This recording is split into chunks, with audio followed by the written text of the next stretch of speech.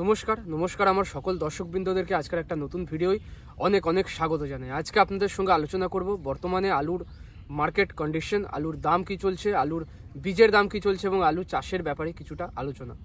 ভিডিওটা সম্পূর্ণটা দেখার আপনাদের কাছে অনুরোধ রইল। ভিডিও সম্পূর্ণ দেখে তবে আপনাদের মতামত কমেন্টে জানাবেন।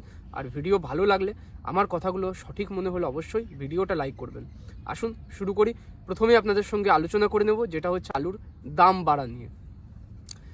আমার কাছে কিন্তু ভুরি ভুরি এই কমেন্ট আসছে যে আপনার কথা শুনে আলু রেখে দিলাম, আপনার কথা শুনে ডিসেম্বর অবধি আলু ধরলাম, আলুর দাম বাড়লো না। আলু আপনি যে প্রথম থেকে বলে এলেন আলুর দাম বাড়বে, সেটা বাড়লো না।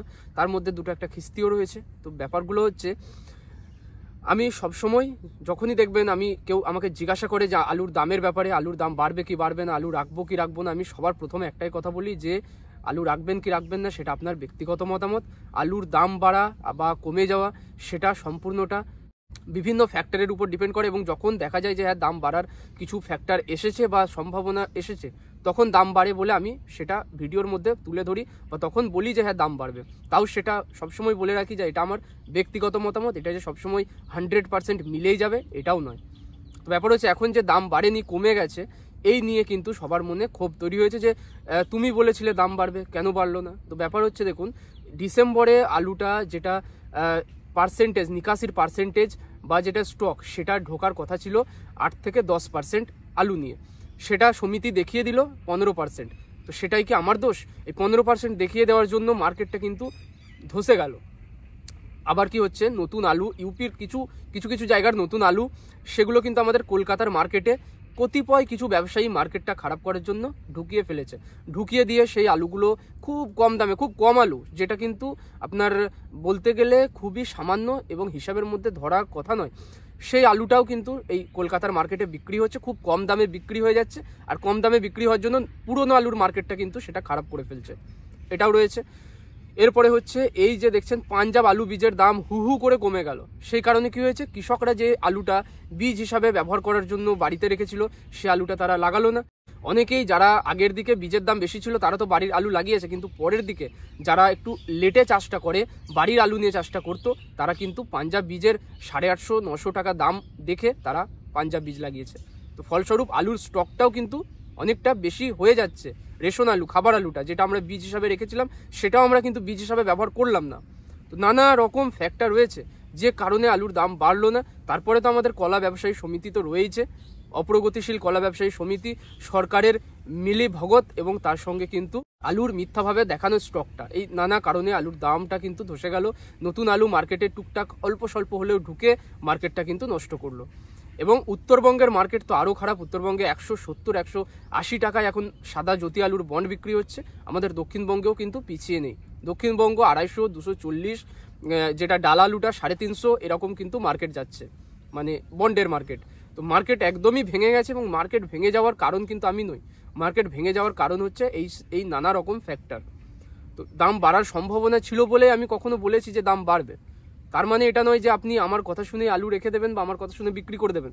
অনেক এমন রয়েছেন যারা আমার কথা শুনেও কিন্তু আলু বিক্রি করে দিয়েছেন। অনেক এমন রয়েছেন, আমি চিল্লে বলেছি এবছর আলুর চাষ কম করবেন, পরের বছর যাতে ভালো দামটা পেতে পারেন, কিন্তু সেটা অনেকেই শোনেনি। সকলেই কি করেছে, বীজের দাম কম দেখে হু হু করে আলু লাগিয়ে কিন্তু আলুর চাষটা বাড়িয়ে দিয়েছে। এটাও কি আমার দোষ? তখন বলবেন যে আপনি তো বলেছেন আলুর দাম হবে, তো এবছর আবার আলুর দাম কেন হলো না? তো চাষটা যদি বেড়ে যায়, কৃষককে যদি জোর করে চাষটা করিয়ে দেওয়া হয় কম দামে বীজ খাইয়ে, সেটাও কি আমার দোষ? সেটা আমার দোষ নয়। তারপরে হচ্ছে, এই যে দামটা কমে গেল, সেই দামটা কমে যাওয়ার জন্য পুরো ক্ষোভটা উঠে আসছে এই আমাদের উপরে। সেটা কেন হবে? আপনার আলু আপনি বিক্রি করবেন, আমার কথা শুনে হারগিস আপনি আলু কেন রাখবেন? আমার কাজ হচ্ছে সবসময় আলুর দামটা বলে যাওয়া, বর্তমান মার্কেট কন্ডিশন বলে যাওয়া, চাষিদের ভালো হয় তার জন্যই আমার কাজ করা। তো আমি সবসময় সেটাই বলে যাই। এখন আপনাদের প্ররোচনায়, আপনাদের জিজ্ঞাসার জন্য আমি কিন্তু মাঝে মাঝে বলে থাকি, আপনারাই জিজ্ঞেস করেন যে আলুর দাম বাড়বে কি, আলু রাখবো। তো তখন আমি আমার ব্যক্তিগত মতামত দিয়ে থাকি যে হ্যাঁ আলুর দাম বাড়ার সম্ভাবনা রয়েছে। তো এখন যদি সেটা না বাড়ে, সেটা আমার ব্যক্তিগত মতামতটা আপনি সিরিয়াসলি নিয়ে আলু রেখে দিলেন, দাম বাড়লো না, কমে গেল, সেটা আমার দোষ হয়ে গেল। আর কিছু বলার নেই।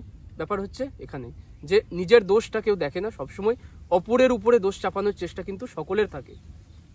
তো যাই হোক, এই নিয়ে কিছু বলার আমার ছিল, বললাম। ব্যাপার হচ্ছে এখন মার্কেট কিন্তু এমন জায়গায় দাঁড়িয়ে আছে যে এখান থেকে মার্কেটটা যার ঘুরে দাঁড়াবে এটার কি কোনো সম্ভাবনা আর আমি কিন্তু দেখতে পাচ্ছি না। যাদের যা আলু রয়েছে আপনারা কি করবেন না করবেন সেটা আপনাদের উপরেই ছাড়লাম। আমার কিন্তু এর উপরে কোনো রকম টিপ্পনি বা কোনো রকম এর উপরে আমার মতামত থাকবে না। তো এখন হচ্ছে বর্তমানে আপনার ডালা আলুটা যেটা বিক্রি হচ্ছে 690 টাকা থেকে 720 টাকার মধ্যে আমাদের হুগলির ডালা মোকামগুলোই বিকোচ্ছে। বর্ধমান মোকামে 650 টাকায় ডালা আলু বিকোচ্ছে, আর গড় আলুটা বিকোচ্ছে কিন্তু 500 থেকে 520 টাকা। মার্কেট একদম তলানিতে। এটা হচ্ছে 50 কেজির বস্তা হিসাবে আপনাকে দামটা বলছি। বন্ডের দাম কি যাচ্ছে? দক্ষিণবঙ্গে গড় আলুর বন্ডের দাম হচ্ছে এখন বর্তমানে 240 থেকে 250 টাকা সর্বাধিক, আর ডালা আলুর বন্ডের দাম আসছে কি না 350 টাকা সর্বাধিক। অনেক জায়গায় অনেক ইন্টারভিউ দেখবেন যে এখনো নাকি 400 টাকা বন্ড চলছে, সম্পূর্ণটা ভাওতা। 400 টাকা বন্ড আর কোথাও বিক্রি নেই, কোথাও কিন্তু 400 টাকা বন্ডে আলু বিক্রি হচ্ছে না। এরপরে হচ্ছে পাঞ্জাব আলু বীজের কথা যদি বলি, এখন বর্তমানে ভাট্টি এবং সাঙ্গার যে জ্যোতি আলুর বীজটা বিক্রি হচ্ছে কত টাকায়? এটা বিক্রি হচ্ছে কিন্তু 950 থেকে 1000 টাকার মধ্যে। আর অন্যান্য যে কোনো কোম্পানি লোকাল ব্র্যান্ড যেগুলো, সেই বীজগুলো কী দামে বিক্রি হচ্ছে না TFGS এবং কিন্তু এখানে KFNFB এই মার্কা বীজগুলো বিক্রি হচ্ছে আপনার 800 থেকে 850 টাকা দামের মধ্যে। অর্থাৎ একদমই বীজের মার্কেট কিন্তু তলানিতে, এবং এই বীজের মার্কেট তলানিতে দেখে কৃষকরা কিন্তু হু হু করে আলু লাগিয়ে ফেলছে। আলুর পরবর্তীকালে চাষটাও কিন্তু বেড়ে যাচ্ছে। বর্তমান দিনে এখন আর পোখরাজ এবং চন্দ্রমুখী K22 এছাড়াও আপনার যে কাঁচা আলুগুলো সুপার 6 এর চাষ কিন্তু আর নেই, বীজও অ্যাভেলেবেল নেই, এবং যতটা চাষ হচ্ছে এখন কিন্তু জ্যোতির চাষটা হচ্ছে। আর বীজের মার্কেট তো দেখলেন তলানিতে, সেজন্য আলুর চাষও কিন্তু বেড়ে যাচ্ছে। খুব সাবধানে চাষটা করছেন যখন, খুব সাবধানে। এবছরও যে কি হবে আলুর সেটা আমি আর বলতে পারবো না। আমি যেটুকু চাষ এতদিন অবধি যেটুকু চাষ ছিল সেটা কিন্তু খুব ভালো ছিল এবং দাম বাড়ার জন্য অপটিমাম ছিল, কিন্তু যেভাবে চাষটা বাড়িয়ে ফেললেন, যেভাবে চাষটা বেড়ে যাচ্ছে, এতে করে পরবর্তীকালে আলুর মার্কেট যে খুব একটা ভালো হবে বলে আমি মনে করছি না। তো যাই হোক, চাষ করেছেন যত্ন সহকারে করবেন, ফলন ভালো হোক, এটুকুই আমার চাওয়া। ভিডিওটা আজকে এখানেই শেষ করলাম।